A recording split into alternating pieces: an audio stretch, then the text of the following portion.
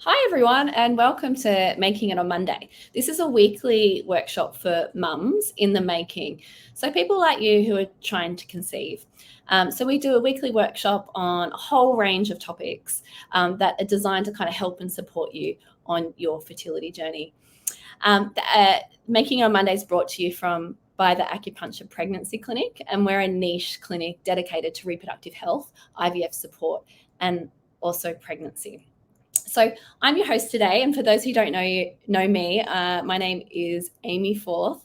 I'm the director at the Acupuncture Pregnancy Clinic, and I have been practicing and in service to people who are trying to start a family, and also through their pregnancy care since 2008. I'm a Chinese medicine practitioner, and today we have a special guest who I'm going to introduce in just a moment. But today we're talking all about what is a prenatal supplement and what is a good one and what makes a bad one, and how do you pick, like, how do you know if it's a good one or a bad one? If you're just starting your fertility journey or you've been on it for a while, you might be wanting to do a bit of a review and look at what is the prenatal supplement you're currently taking, and is it a good one? Is it doing everything you need to really support your fertility? So has it got all the nutrients it needs to support both fertility and also pregnancy? And so today I am pretty excited to have a really special guest, Amanda Haberecht, who is an expert naturopath and nutritionist in the fertility space. She has been around for 25 years. She spent 10 years at the Joslin Centre working with Francesca Naish, and she's now the director of the Darling Street Health. She's a fantastic naturopath. She works very integratively. She does lots of testing. And I haven't even mentioned, but she's also been a key person in the creation of a prenatal supplement called Myogen. So I thought she's the absolute perfect person to come on and talk to us a little bit about what makes a really good supplement, what is really essential for your fertility, and why it's important to have a good prenatal, and what is a bad one. So we're going to welcome Amanda. Hi, Amanda. Thanks for coming on today. Hi, and hi to everybody there. Thank you for everybody who's listening in today. Yeah, we've got a few people who are coming on live, and they can ask questions. And if you're watching the recording, you can also ask questions and we'll get back to you. But thanks to Amanda for joining us today. And I guess to start off with, you know so much about nutrition, so I know you could talk all day, literally, about what makes a good supplement, because it's something you're so passionate about. But for our listeners today, I was wondering if you can kind of distill what you think are those kind of key takeaways. What makes a good one? Yeah, absolutely. Look, I mean, I suppose I have to kind of initially preface it with that, even though that we recommend a good kind of prenatal for everybody, we always, and like you and I would agree that, our medicine is kind of personalized. So we always have to kind of take into account that person's particular background, how long they've been trying to conceive, any kind of pre-existing issues like thyroid disease, endometriosis, polycystic ovaries, lots of IVF. So but you want to be making sure that you have a very good foundational supplement underneath you, and to personalize any kind of nutritional advice on top of that. But I suppose what makes, and as you introduced, when you introduced me, Amy, that I am in the formulating kind of space as well. And what was so intriguing to me was actually how much you could fit into a supplement. I mean, having said that, a lot of people complain about how big the Myogen tablets are at the moment, but it was also because I was really excited to see actually how much you could fit in therapeutically into a supplement. And if you look at a lot of those prenatals or any kind of multi mineral vitamin supplements out there, that some of them are very kind of like empty on the ground. So it's really important that you're looking at a very kind of comprehensive supplement with adequate what's in there. it's not just about what's in there, it's also about the dose, and that being like therapeutic. And some of the supplements, as I understand, aren't always in that kind of therapeutic range where you're really getting some good bang for buck. Yeah, to actually have a therapeutic impact. And there's one thing just to put it on the label, but there's another thing for it to actually have a therapeutic impact. And so that was kind of, when I moved from the clinician space of prescribing to the kind of formulating space, that was kind of really insightful for me. But, for the average couple out there who are trying to conceive, I mean, obviously they don't have that kind of information, but I would definitely recommend that you do a comparison of how much some of those kind of key nutrients are. Yeah. And, a lot of people have got the kind of, understanding that, folate, for example, is kind of crucial to healthy DNA and healthy kind of sperm and egg development. But it needs the other B vitamins alongside it to really kind of ensure its absorption. So folate just as a standalone, or folate with a couple of other nutrients, often it can look good on the label how much is there, but it's also whether those cofactors are also in the formulation, kind of really enhances absorption. Yeah, so it's kind of so you want to look for something which has got folate and it's got some Bs alongside it to enhance absorption. So that's point number one. Yeah. Yeah, absolutely. And a lot of the what sort of dosage are you looking at? Because I know with folate, people really, they're anxious that they've got the right amount of folate. We know it's really important. So what sort of dosage would you be suggesting that people have as a minimum? Yeah, so we definitely say that 500 micrograms should be the minimum, but again, that is always going to be dependent on their history, their age, whether they have genetic mutations on folate pathways, and the availability. And, and it can be really confusing because too much is, not necessarily a good thing. And that if you're having too much of any, so there was a little bit of a, recommendation amongst a lot of kind of clinicians and IVF doctors historically, where they were kind of prescribing very kind of huge levels of folic acid, which is a synthesized, more kind of synthetic form of folate compared to the active forms. But what happens is that could cause, depressions in the absorption of other B vitamins like B12 and B6, which are equally as important for genetic expression. Yeah. Okay. You need that B vitamin team. You really need that B vitamin. You need to be there. So if you're looking for you're just going to the wherever you're going to get your prenatal supplement, and I mean, there's practitioner-only brands and there's non-practitioner-only brands. So some of them you can only get through practitioners, but so it sounds like the key things are kind of like folate, 500 milligrams with a healthy dose of some Bs as well. Yeah. Micrograms. Sorry. And then what are the other kind of key essential nutrients you want to be looking at for just someone who's just starting out and they just want to make sure it's ticking those boxes? So when they're looking at that prenatal supplement. So definitely B12. I always kind of refer to B12 as almost like folate, kind of poor cousin, because B12 is just as important as folate for good, health, genetic amazing tests that they do, into, women's kind of follicular fluid and, uterine fluid, where that we can correlate B12 and folate levels with, best possible outcomes, reduction in miscarriage risk.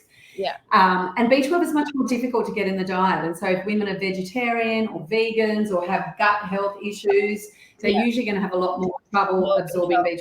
And B12 is important. The Bs are important for stress as well, aren't they? Oh, absolutely. So we all burn them up like way too far. And especially if you're going through IVF or anything, like, that you're going to be under a degree of stress. Yeah. Well. And this is what I often tell patients, that, they really want to get like a nice dose of their B vitamins in their prenatal, because we want to make sure that they're supporting their, they're supporting that sort of stress response, which, if you're going through IVFs particularly, or even if you're just trying to conceive, fertility can be stressful. Yeah, and look, I often tell my patients that, the kind of traffic jam might be happening at the ovaries, but it's what's happening at the hypothalamus, pituitary, thyroid, adrenals, which will be affected by stress. So you want your B vitamins just really kind of helping just influence all those upstream pathways as well. But it is also a form of folate, and it's very kind of controversial, but we know that a standard kind of folic acid form there's definitely some emerging evidence that can actually be problematic. So we really kind of urge women and their partners to look for a B vitamin that has a methylated form of folate.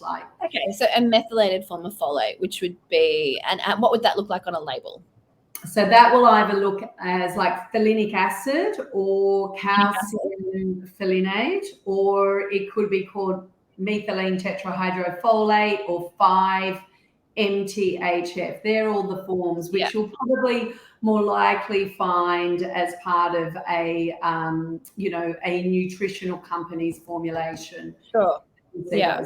B12 the same, like a methylcobalamin form of B12 is the one you want to kind of look out for. And what sort of dosage are you looking for B12? What do you think is a good dose? Yeah, like definitely 400 micrograms as well. We're kind of looking there. So yes. And then there's so many nutrients and so many prenatal supplements, but what would you say are the other kind of key essential ones? If it doesn't have it, you feel like it's just like it's not really worth taking, or it's not really like you want to start looking for another. What are the other kind of real essential key? So iodine is definitely an essential nutrient without any question. Really. And why is iodine important? It's important for all our hormonal tissue. So for the production of ovarian hormones, for our thyroid hormones, for the health of our uterus, we know that iodine deficiency can often be associated with pathologies in any of our kind of hormonal organs as well. But again, it's really important for that early neurological development of babies as well. And also it's especially important in Australia because, World Health Organization has kind of deemed Australia an iodine deficient country. So much more difficult. There was a study not so long ago that found that, 57% of women undergoing IVF were iodine deficient, Amy, so. 57.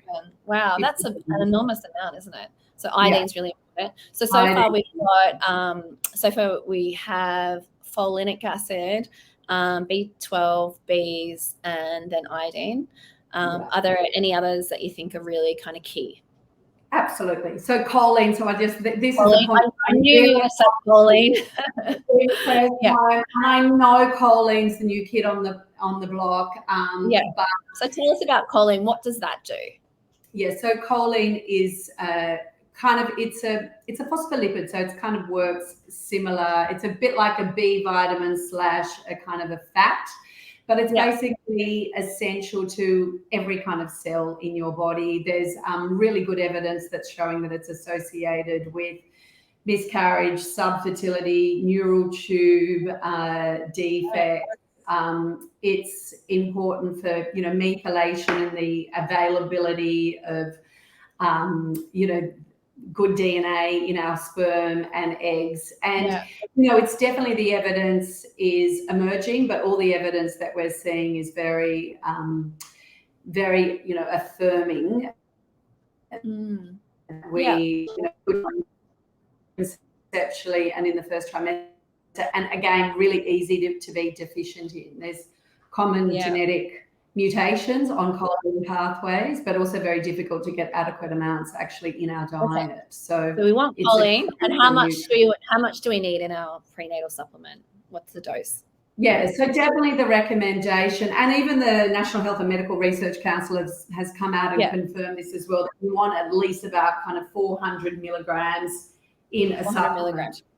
Yeah, when women are breastfeeding, they need more, with the production of breast milk, they need more. So, Okay. All right. So we've got folinic acid, we've got B12, we've got choline, iodine. Is there anything else that you think? I mean, I know there's so many, but there's so many. I suppose I would just like to drive home vitamin D. Again, commonly deficient nutrient. 30% of women undergoing IVF will be deficient. Our reproductive organs are littered with vitamin D receptors, whether it's our breast, uterus, ovaries, thyroid. And vitamin D isn't actually a vitamin. It's kind of like a pro-hormone. So all our hormonal pathways cross talk. Yeah. It's like a little train that carries all our hormones around and takes them to their destinations. And hormonal crosstalk is so much more kind of eloquent when we have adequate vitamin D levels there as well. So, and we know that it's associated with deficiencies associated with IVF failure. It is associated with implantation issues. Some nice evidence alongside AMH, women with low AMH, Amy. Vitamin D will kind of help with that cohort of women as well. So.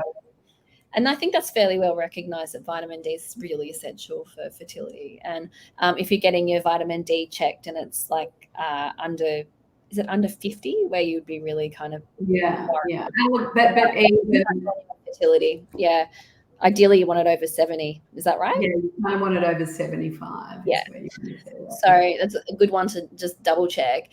And we're running out of time. So do we have any other kind of key nutrients that you want to really I think the final one that I have to say, and these recommendations are based on what we find are most commonly kind of deficient in women. I think my last one would definitely be zinc. And again, it's commonly necessary for production of FSH, LH, our ovarian hormone, and it kind of catalyzes a lot of the reactions, our hormonal kind of reactions in the body as well. And that we know that our hormonal organs, as far as production of their hormones, work way more kind of efficiently if we've got and zinc's super essential for male fertility. All of these are really essential for male. I mean, it's an antioxidant, it's an antioxidant, So it's not just the woman, the man needs the supplementation as much, because they're sharing half the DNA. So we want to make sure,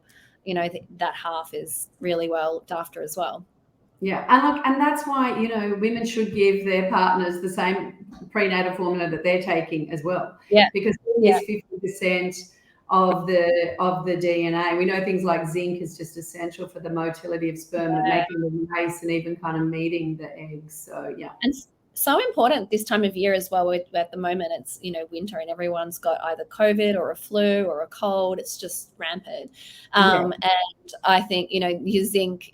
That's when your immune system just chews up all that zinc as well. So it's can be kind of like a secondary reason why your fertility is kind of not as turbo boosted as it could be. Nutrition from having. And for autoimmunity, we know that there's a huge percentage of women so it's a great immunomodulator, as is vitamin D too. So if women have pre-existing kind of autoimmune conditions, thyroid conditions, etc., we know that them being very replete in zinc is necessary. So.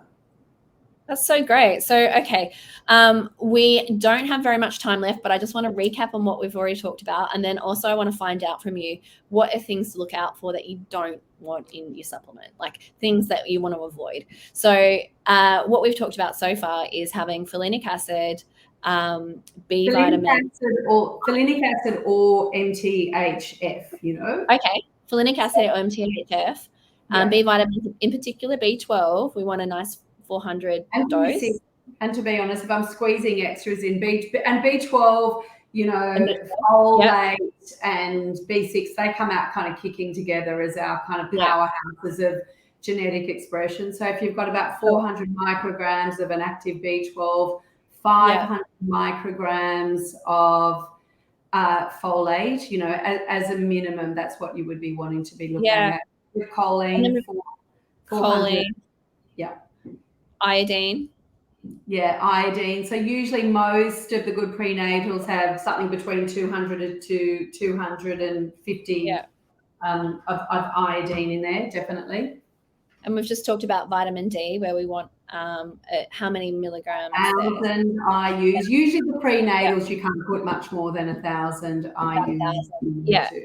And then finally we just talked about zinc. The last one. Zinc. So, and what was the dosage? Like 15 to 25. And look, even antioxidants generally, Amy, our important antioxidants are things like coenzyme Q10, selenium, zinc. You want to try and see that, if we're struggling with reception, you've got to look at those chromosomal and genetic expression nutrients like the B vitamins and folate. and equally the antioxidants, which help with the mitochondria, anti-aging, detoxifying, help with cellular division, that early cellular division. Great. And what would you avoid? Like, we've only got a few seconds left. What are kind of the key things? If you see it on the label, don't buy it. It's very controversial, but folic acid as a form of folic, very controversial, and it's just looking at the amounts, because you've got to be a little bit discerning, because they might have like 2 or 3 milligrams. Like we were talking about before, like it needs to be that therapeutic dose, so you're actually going to be getting something therapeutic out of the nutrition that it's providing. Absolutely. Great. And that's why even if you go to a good health food store that might have an in-house naturopath there, that would be a good place to start if you're not under the care of a clinician, just for them to really kind of spell out what the forms of those nutrients are. Great. Well, thank you so much. We are going to have to leave it there. But if you have any questions for Amanda, please leave them in the comments, and we will endeavour to answer any questions and queries. And I want to thank Amanda very much for coming on. If there are any other kind of questions or hot topics that you'd like us to explore on Making It on Mondays, this is a workshop for mums like you in the making. And so just let us know what you'd like us to talk about, and we will try and provide fantastic educational resources. Thanks so much, Amanda. Total pleasure, Amy. Have a great day. Bye. You too. Thank you. See ya. Bye.